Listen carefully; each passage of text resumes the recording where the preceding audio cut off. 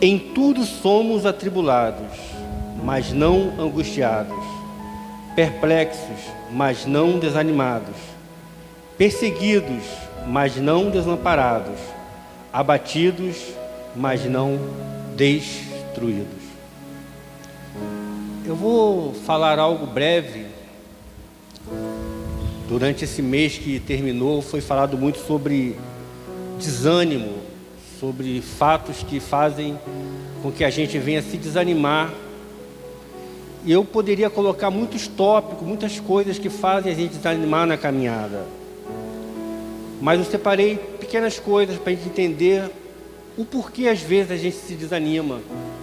Porque a caminhada se torna tão difícil.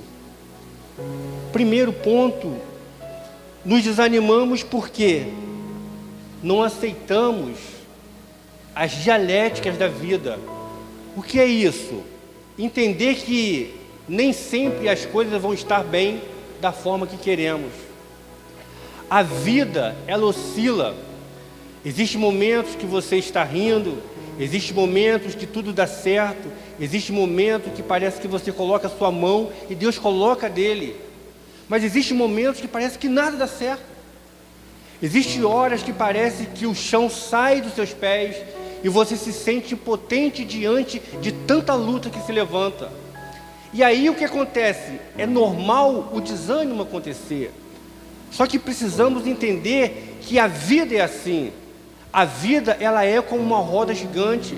Nem sempre vamos estar no alto, no apogeu, glorificando, sorrindo, brincando. Existe um momento que vamos estar dentro da caverna, como o pastor ministrou a respeito de um homem chamado Elias.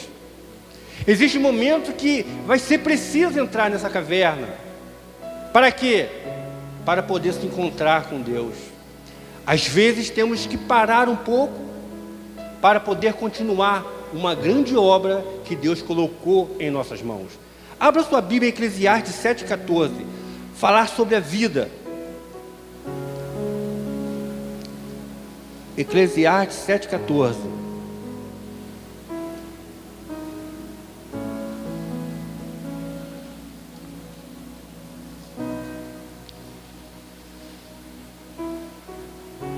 No dia da prosperidade, goza, mas no dia da adversidade, considera, porque também Deus fez este em oposição àquele, para que o homem nada ache que tenha de vir depois dele. O que Salomão está falando? Se a vida é dialética, se a vida ela oscila, o dia que você estiver próspero, alegra, considera, chama os amigos, comemora, brinca, glorifica, faz tudo.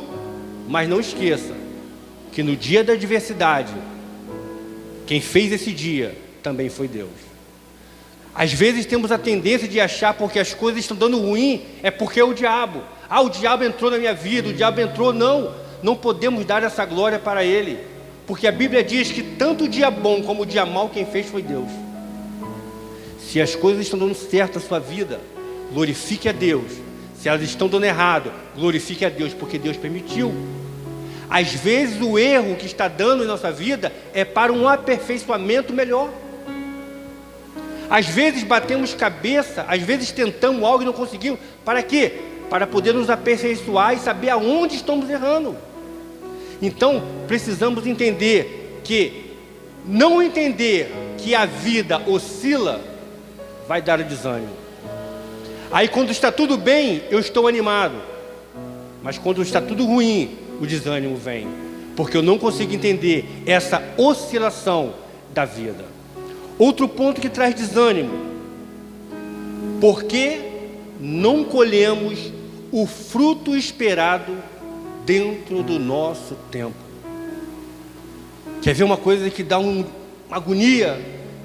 É quando você quer algo para hoje e aquilo não vem dentro do seu tempo. A Bíblia diz em Provérbios 13:12, olha o que vai dizer em Provérbios 13:12.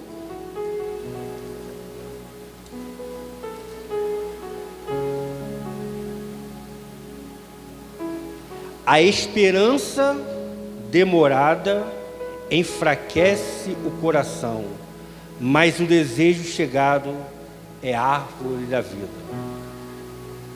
A esperança, se eu estou buscando algo, se eu estou esperando algo, eu tenho uma esperança que aquilo vai chegar.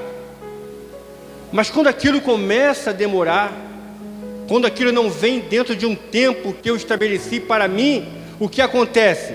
A minha alma começa a se fraquejar, a minha alma começa a se desanimar, e é tendencioso a gente ser desconfigurado de um adorador para um murmurador quando as coisas não acontecem dentro do tempo.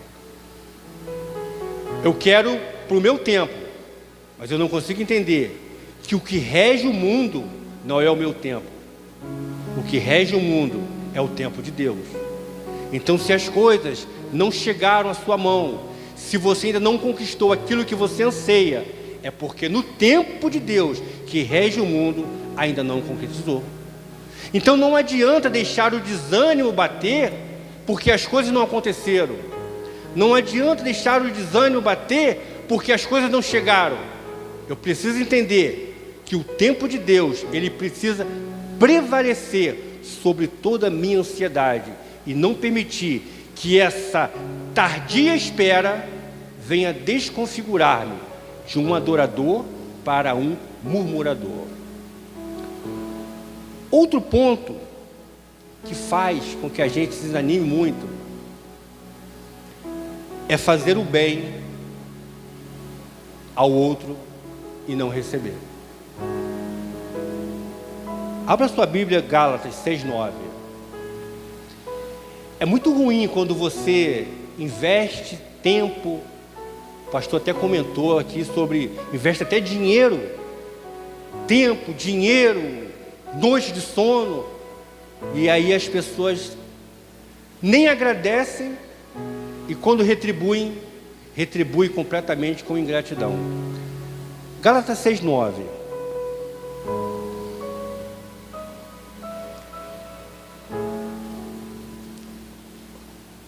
Um princípio: não nos cansemos de fazer o bem, porque ao seu tempo ceifaremos, se não houvermos desfalecido. O texto diz que existe uma possibilidade da gente se cansar de fazer o bem.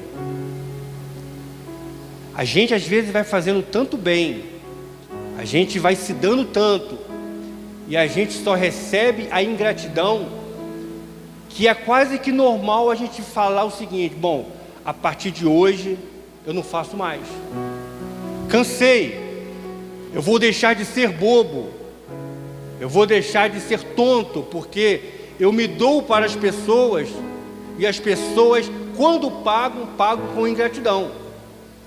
Então eu vou ficar na minha agora. Só que o texto diz que, apesar de ser uma possibilidade se cansar de fazer o bem, nós não podemos. Por quê? Porque ao seu tempo certo ceifaremos. Mas como é que a gente vai ceifar?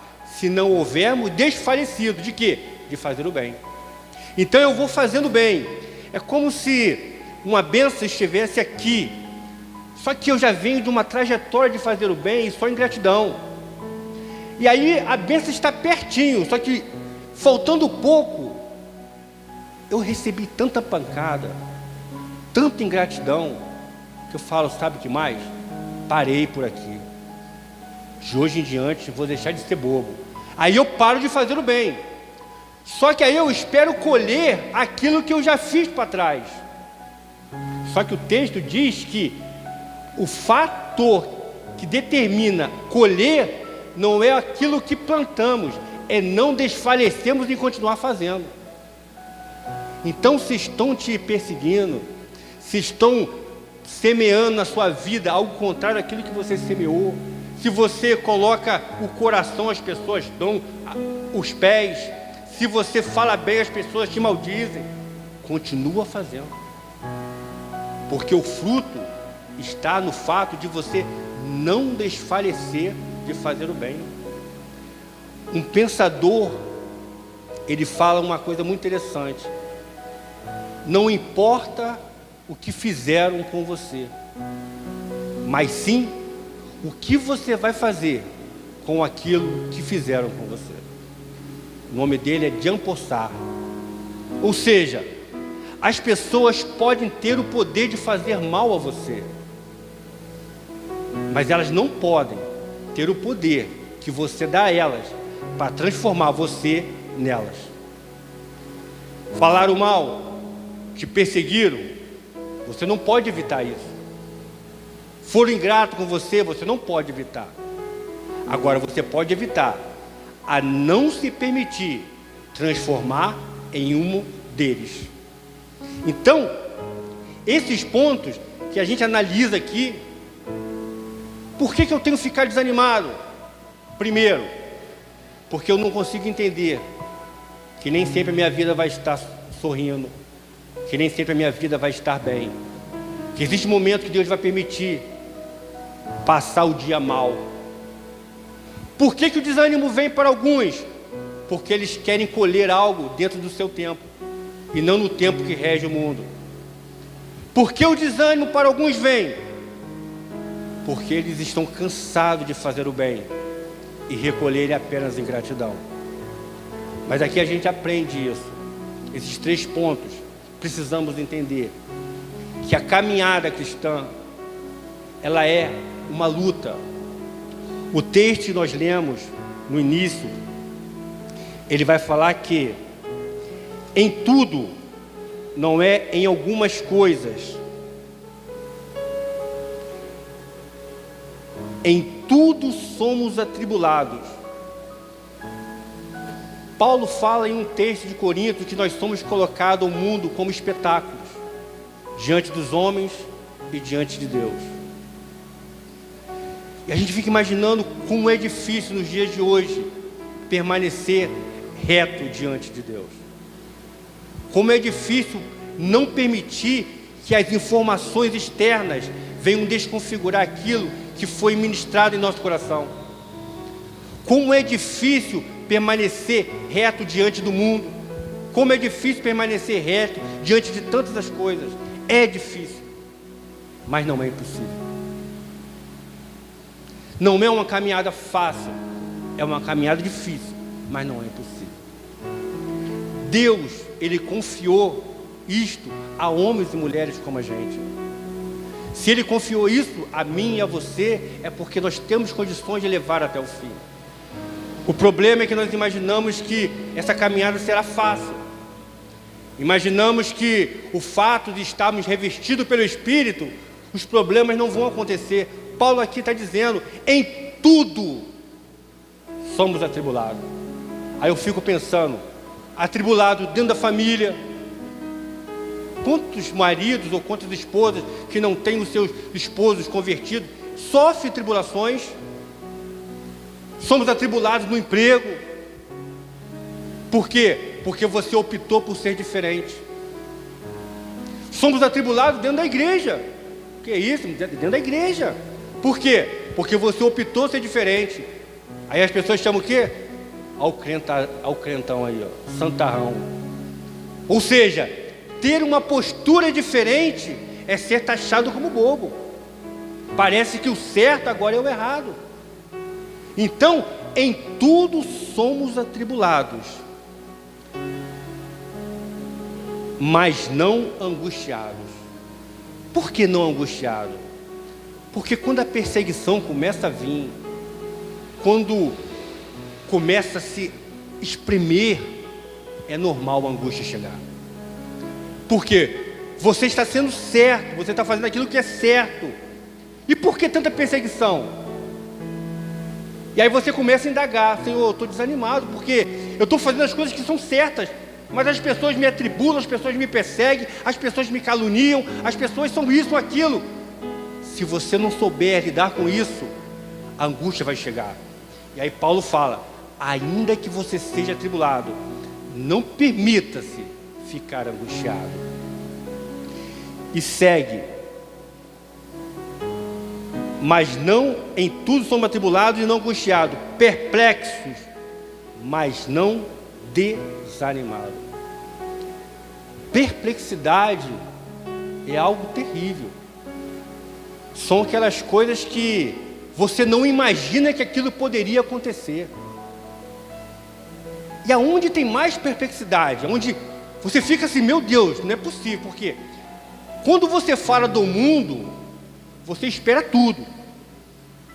Mas o maior desânimo é quando você olha para alguém que você tinha como um referencial e ele deixa de ser. Aí tu fala, meu Deus, e agora? Estou perplexo com isso que eu fiquei sabendo dessa pessoa. Ainda assim, não podemos ficar desanimados.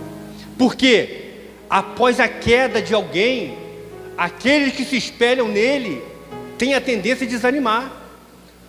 Por isso que líderes de célula, aqueles que estão à frente, têm que tomar muito cuidado. Porque existe um povo, existe um corpo, existe uma galera, existe os discípulos, existe várias pessoas que estão ali, seguindo. E ele tem aquela pessoa como referencial. Um dia eu ouvi de um irmão daqui da igreja, mas eu não tenho homens como referenciais. Eu falei, não, você tem que ter homens referenciais. Você não pode ter modelo. Modelo é Cristo. Mas referencial, o líder que te lidera tem que ter um referencial. Porque se eu não conseguir olhar para o meu líder e ter ele como um referencial, não adianta. Agora, modelo não. O modelo é só Cristo. Mas referencial, Deus tem levantado homens e mulheres como referenciais. Não, está tudo corrompido. Não.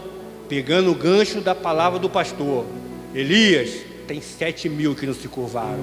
Ainda existem homens e mulheres de Deus que têm se colocado de pé e não têm se curvado, e não têm se desanimado mediante a circunstância.